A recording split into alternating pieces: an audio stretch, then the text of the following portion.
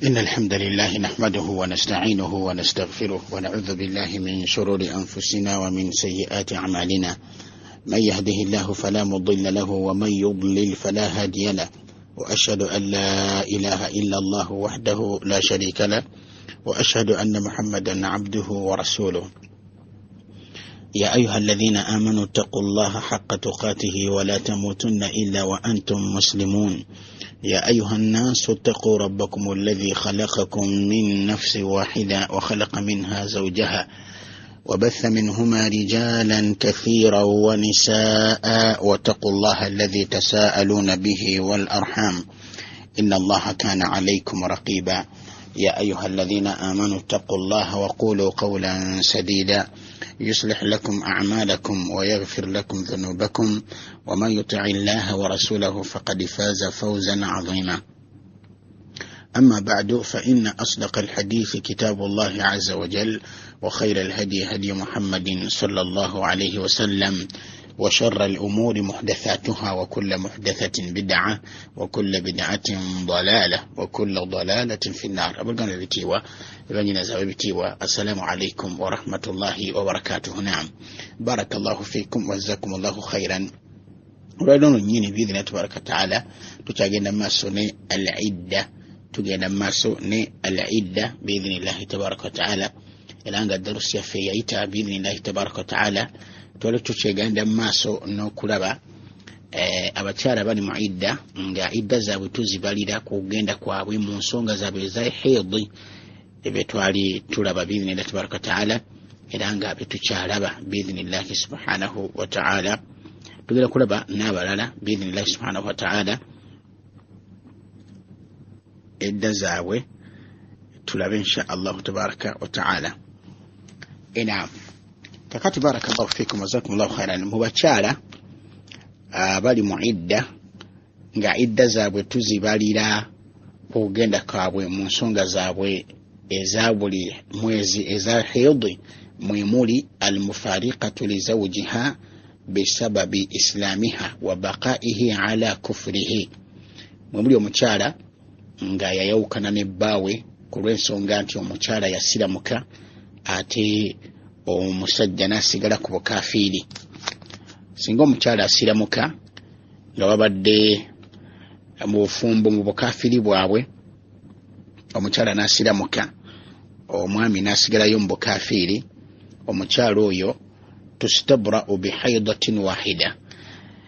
Idda gyatuula yakulaba mu lubuto nti oba temuli mwana, kulaba nti oba talina lubuto, kati atuula, oba idda gyatuula atuula olulwala lumu, atuula okuba atuula ebbanga ery'okugenda mu nsonga za hedhi omulundi gumu. Barakallahu fikum. So si kugenda mu hedhi mirundi esatu. Barakallahu fikum wajazakumullahu khairan. Kura hadithi ya Ibn Abbas radiyallahu anhu wa radiyallahu anhuma إلمنت وكان إذا هاجرت امرأة من أهل الحرب لم تخطب حتى تحيض وتطهر، فإذا طهرت حل لها النكاح. حديثي ملمنت وكان إلى شارينغات إذا هاجرت امرأة من أهل الحرب سنقوم ترى يسنقو كانغا نافا مسيو كافيري أسلام سي نجم بسلام لم تخطب hatta tahidha wa tathur, yalinga tayogerezebwa okujjako nga amaze kugenda mu nsonga za hedhi nazivaamu. Bwe yazivangamu omulundi gumu, fa idha tahurat, bwe yazivangamu natukula, halalaha nikah, yalinga obusiraamu oba obusiraamu bubeera okufumbira kufuusa halali gyali. Wa barakallahu fikum wa jazakumullahu khairan. Aina okubeera nga atuula olutuula oba olulwala oba olugenda mu hedhi olugenda lumu biidhnillahi tabaraka wa taala, luvannyuma n'abeera nga akezebwa okubeera nga afumbirwa biidhnillahi tabaraka wa taala. So singa abantu bano babiri, omukyala n'omwami, singa basiramuka bombi, ng'eri mu bukafiri bwabwe nga bafumbirigana ma yuwafiqu shara bafumbiriganwa mwebyo bikwatagana obusiraamu nga bebiriwa ebyogenda ewaabwe okumujjayo omusajja yagenda ewaabwe w'omukyalo oyo ne bamumuwa mu butongole okuvira ddala ewaabwe kati awo singa basiramuka bagenda bugenzi mu maaso na bufumbo bwabwe wa barakallahu fikum wa jazakumullahu khairan bagenda bugenzi mu maaso na bufumbo bwabwe tegereka buluganda so singa babeera nga bafumbiriganwa mugatali mateeka newaabwe eri mugatali mateeka nti teyagenda waabwe kumumuwa kyentegeezaamu teyagenda waabwe kumumuwa wabula nti besanga bwesanzi ne batandika okweyagala ne beeyendako olinamutwala mu maka ge nakyo hakadha awo we basiramuka barakallahu fikum jazakumullahu khairan baddamu kusiba nnika mpya mu busiraamu baddamu kusiba nnika mpya mu busiraamu biidhinillahi tabaraka wa taala era nga babalina okubeera nga bawukana era okumala omwezi oba bamala ennaku ez'okumala omukyalo yogenda mu nsonga ze eza haidi biidhinillahi tabaraka wa taala then ne balaba nti talina lubuto kati awo ne bafumbiriganwa biidhinillahi tabaraka wa taala. Naam kakati tugenda kulaba ne ku man ta'taddu biwad'i alhamli man ta'taddu biwad'i alhamli n'omukyala abeera nga abeera mu idda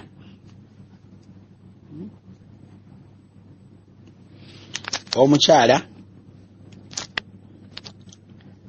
abeera mu idda naye nga alina olubuto tegera kabukondanda almutallaqatu alhamil omukyala gwowadde ettalaka naye nga ali lubuto kikirizibwa okuba omukyala lubuto abamu babagamba nti abamu balina endowooza egamba nti omukyala babeera olubuto takkirizibwa kutalakibwa oba takkiriza kumuwa ttalaka ekituufu mu nsonga eyo nti omukyala osobola okumuwa ttalaka ng'ali lubuto biidhinillahi tabaraka wa taala.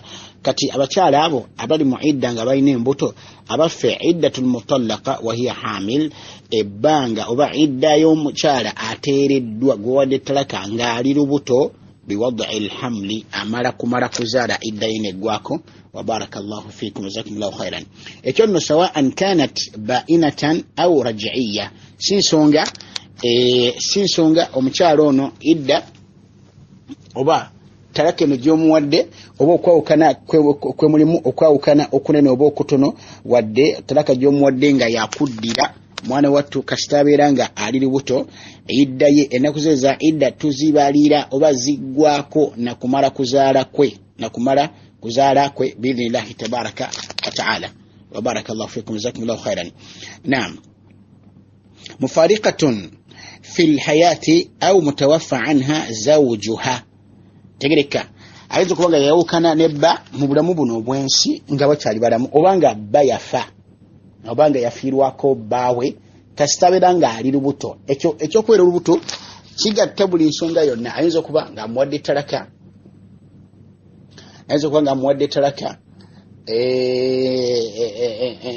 ttalaka ye kennyini omwami nga yawadde omukyala ttalaka oba yakuddira oba si yakuddira oba kwawukana okunene oba okutono wa barakallahu fikum jazakumullahu khairan oba omukyala yennyini yeyeyambuludde omwami singa ensonga ezo zonna zigwawo ng'ali lubuto idda okuggwako ennaku ze za idda okuggwako amala kuzaala lubuto olwo wa barakallahu fikum jazakumullahu khairan. Allah kyagamba tabaraka wa taala mu suratu talaq aya eyokuna agamba nti wa ulatul ahmali ajaluhunna an yadana hamlahunna nebbanga abakyala bali embuto libamala nga bakyali mu idda oba libamala okubeera nga tebannaba kukkirizibwa kufumbirwa walala wonna an yadana hamlahunna baba balina kumera kuzaala mbuto zaabwe wa barakallahu fikum jazakumullahu khairan. Wali anna alqasda min aliddati bara'atu rahim nga nebimu kubigendererwa mu lwaki omukyalo natula idda bara'atu arrahim kwe kumanya nti mu lubuto oba mu nabaana we temuli mwana talina lubuto wahiya tahsulu biwad'i alhamli kyokka ekyakituukako n'alina olubuto ng'amaze kuzaala bwetukakasati kati nabaana we mwereere temuli lubuto ng'amaze okuzaala biidhinillahi tabaraka wa taala. Naam waliwo masala amalala ku nsonga eyo mata yajuzu lilmu'tadda biwad'i alhamli azzawaaj abaffe omukyalo ono abadde muidda idda yeneggwako nakumala kuzaala n'amala okuzaala abaffe akkirizibwa ddi okufumbirwa akkirizibwa ddi okumukuma amanda n'afumbirwa bilwad'i am bituhuri min an-nifas batutemerunye nti omukyala bwazaala aba alina ennaku zamala mu nifaasi n'asooka atukula nakiina anaaba n'atandika okukola emirimu gy'obusiraamu egibadde gimugaanibwa nga tayina wuzu wa barakallahu fikum jazakumullahu khairan. Kakati omukyalo ono bwamala okuzaala abaffe okukkirizibwa okuwasibwa okukkirizibwa okufumbirwa kubeerawo nga yakamala okuzaala nabeera nti kati akkirizibwa okubeera nga afumbirwa oba kumala kuva mu nnaku za nifaasi kumala kuva mu mbeera ze nifaasi. Amakulu nkyo omukyala badde mu idda eweddeko alina olubuto aluzadde kiba kitegeeza nti idda eweddeko ate nno kyo kibeerawo wadde nga wakamuta n'amala ennaku 2 oba 3 n'azaala idda yebeera eweddeko, oba omutadde olubuto yakalufuna amala kumala myezi 9 oba 8 n'azaala idda ebedde eweddeko wahakadha wa barakallahu fikum. Naye kati ekituliko kati abaffe omukyalo oyo bw'azaala kitegeeza nti idda eweddeko kati akkirizibwa okufumbirwa owennyini nga yakazaala oba amala kuva mu mbeera za nifaasi mu nnaku za nifaasi n'asooka nakkirizibwa okubeera nga afumbirwa wa barakallahu fikum.